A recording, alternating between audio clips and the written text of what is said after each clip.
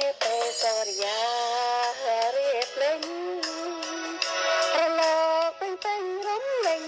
ទុំសូឡាតកោសិនកាន់នេះសាយោនអនេះទៅលំសូ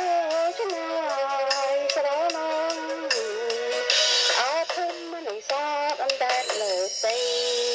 ជលសា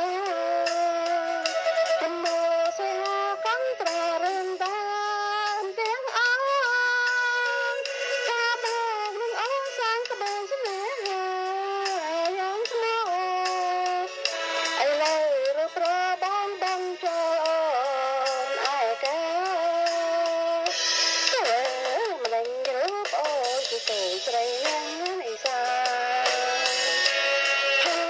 ក៏មិនស្អាតប្រឡងជាប់ក្លិនមិនឆាអូ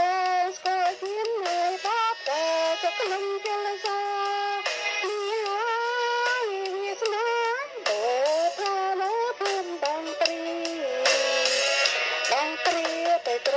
បង្កប់រឿងស្នេហ៍នាងក្រដោយព្រាមមកសត្រូវប្តីយកទៅរហ័យចាញ់តាំងពីប្រៅរដល់ខែរសក៏ប្រងស្នេហាមិនឃើញវាត្រយល់វិញ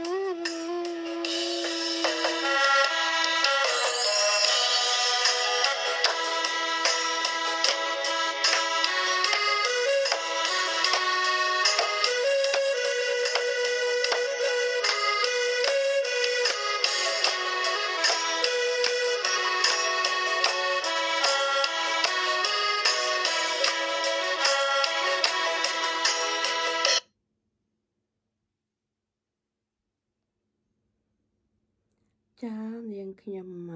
ជាអ្នកច្រៀងចម្រៀងមួយនេះចាបើសិនជាបរោះក្តីមិនព្រោះក្តីសូមពុកម៉ែមីងមីអ៊ំពូមីងបងប្អូនទាំងអស់មេត្តាអភ័យទោសចាអរគុណនៃការទស្សនាវីដេអូនៅក្នុងវេលានេះចាជម្រាបលាបងប្អូន